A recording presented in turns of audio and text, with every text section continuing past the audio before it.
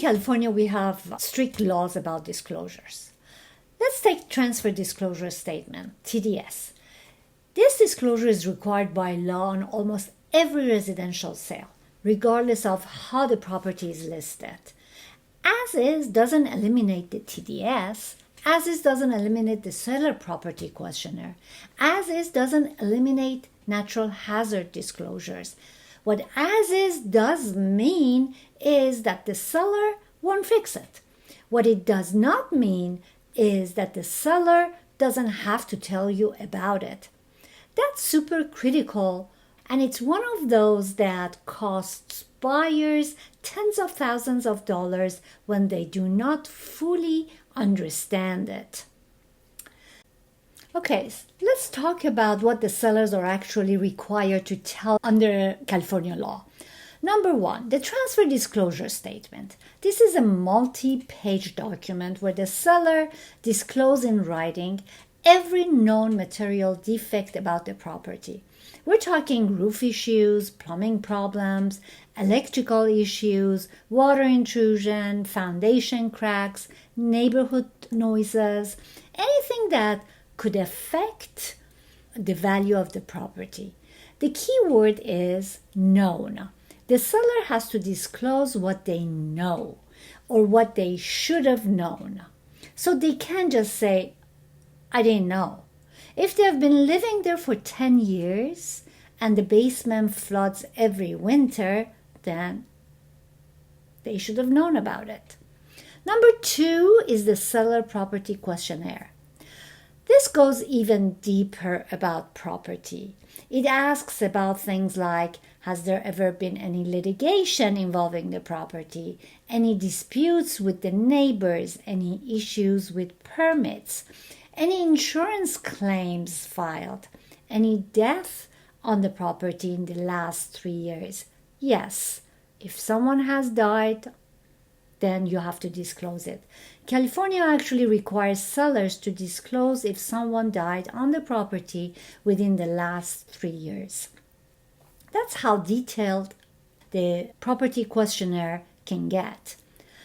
Number three is natural hazard disclosures. This one is huge in Los Angeles right now. Sellers must provide a natural hazard disclosure report that tells the buyer whether the property is in the fire hazard severity zone or an earthquake fault zone or a flood zone or a liquefaction zone and more. Given what we went through with the wildfires in LA about a year and a half ago, this disclosure alone can make or break a buying decision. And your insurance cost, of course, is going to go through the roof if there are any problems. And then there are also, if the home was built before 1978, federal law requires sellers to disclose any known lead-based paint. And California adds its own layer on top of that, including disclosure of things like asbestos or mold if the seller has knowledge of it. Number five is like the permit issues and unpermitted work. If the seller added a room, converted a garage, built an ADU, we see those ADUs these days quite often, and it wasn't permitted. They are supposed to disclose that because unpermitted work can create massive headaches for buyers when it comes to insurance, refinancing, or resale down the road. So bottom line, if you're purchasing a property, the seller has to provide you with lots of required disclosures, and none of them disappear because the listing says as is. And buyers, if you're closing on a home and then discover that the seller knew about a major problem and didn't disclose it, you have legal recourses. Talk to a real estate attorney. Of course, they would be able to help you.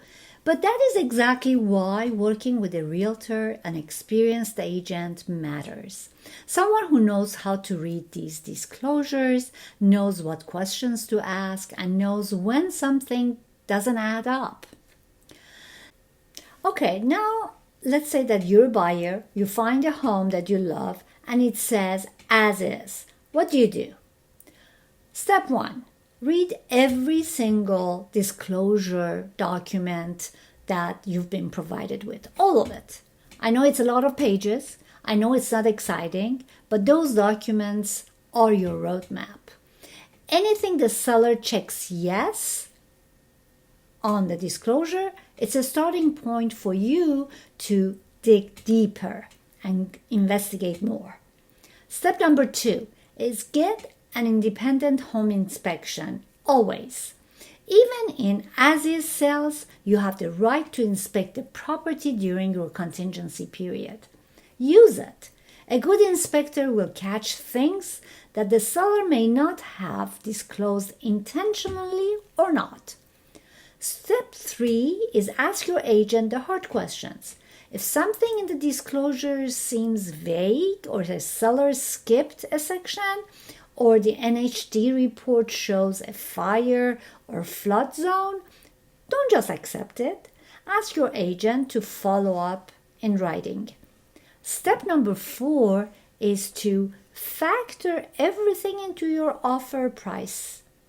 This is the real purpose of as is. From the seller's perspective, they do not want to negotiate any repairs, which is fine.